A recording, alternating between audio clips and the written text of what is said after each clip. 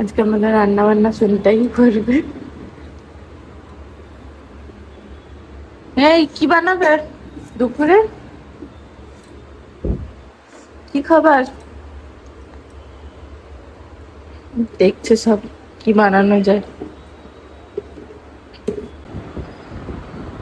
ও শাদি কা হ্যায়। Good morning, welcome and welcome back to my channel. আজকে একটু দেরি করেই স্টার্ট করছি ব্লগটা। সন্ধ্যায় চান খাওয়া সবই হয়ে গেছে, এবারে চলো আজকে দিনটাকে শুরু করি।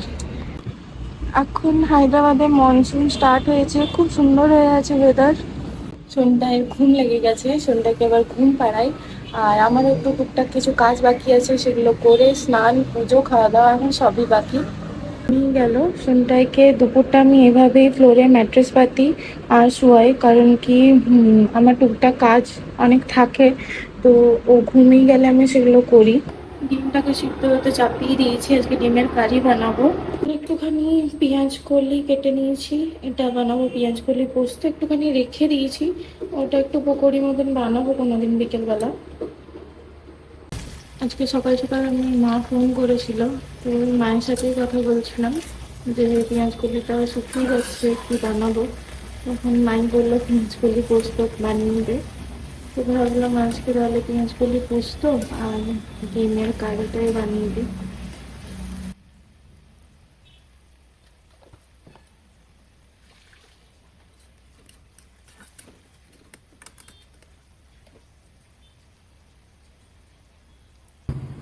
এবার ঝটপট করে চালটাকে ধুয়ে নিই।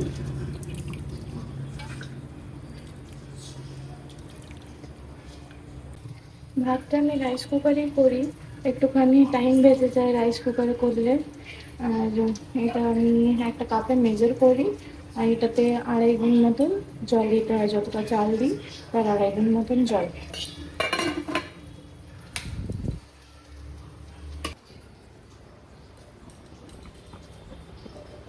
সন্ধ্যায় ঘুম থেকে উঠে গেছে আর মুখটা সুদীপের মতন করে রেখেছে। কি বদমাইশি হবে সন্ধ্যায়।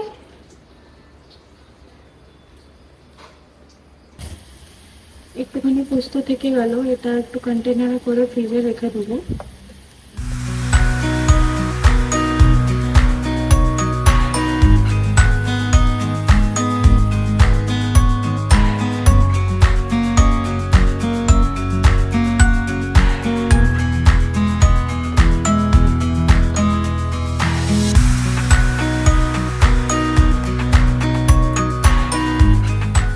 ডিমের কারিও রেডি হয়ে গেল,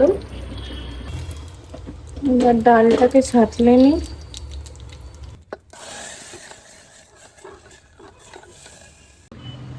অনেক কটাই ফুল হয়েছে এখন ঠাকুরকে দেবার জন্য।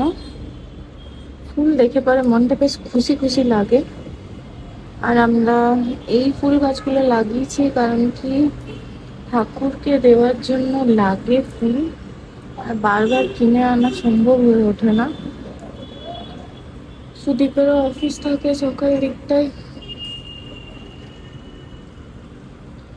ভাবছি আরো কটা ফুল গাছ লাগাবো। অনেকগুলোই ফুল হয়েছে, পুজোটা করে নিই। এখন সন্ধ্যাকে আম খাওয়াচ্ছি, ও হচ্ছে পুরোপুরি ম্যাঙ্গো লাভার, ওর খুবই পছন্দ।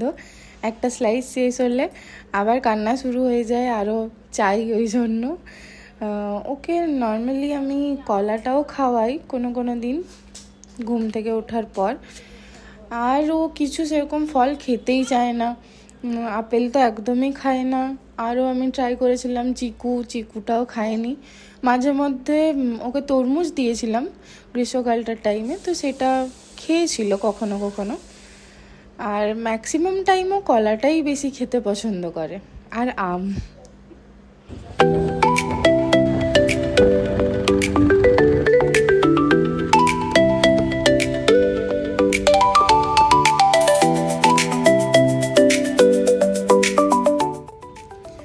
আজ বিকেল থেকে ওয়েদারটা এতটাই সুন্দর আছে, ভাবলাম একটুখানি ঘুরে আসি।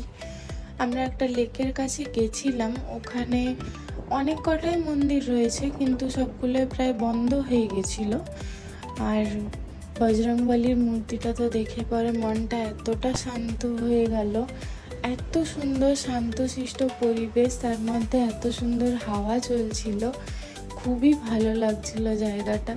তারপরে মনে হলো যে না, অনেকটাই মেঘ করে আছে, বৃষ্টি পড়তে পারে, তো তাই জলদি জলদি বাড়ি ফিরে গেলাম।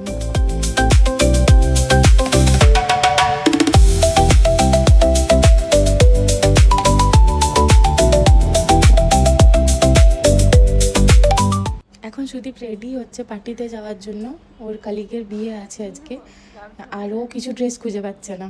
এমনিতে আমাকে বলতে থাকে যে তুমি সবসময় বলো যে তোমার কাছে কিছু ড্রেস নেই, আজকে ও কিছু ড্রেস নিজের খুঁজেই পাচ্ছে না।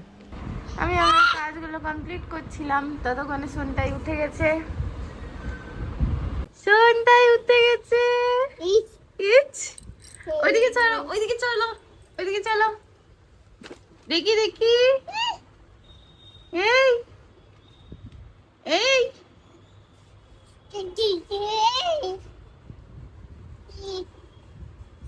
এটা কি রে? ওকে ল্যাপটপই নিতে হবে। দে কি হয়, বলো দাও।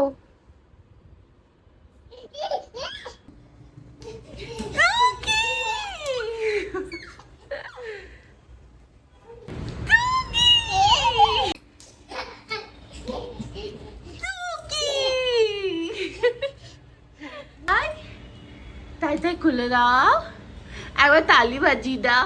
আলি বাবলি, বাজাও বাজাও বাজাও, তাই তাই তাই,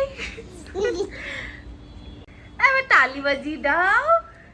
আলি বাবলি। সোনটায়ের এখনো খেলা চলছে, এবার আমি খাওয়া দাওয়া করব। আর চলো এবার ব্লগটাকে এখানেই এন্ড করি। তোমাদের যাদের ভালো লেগেছে প্লিজ সাবস্ক্রাইব করে দিও। দেখা হচ্ছে নেক্সট ব্লগে।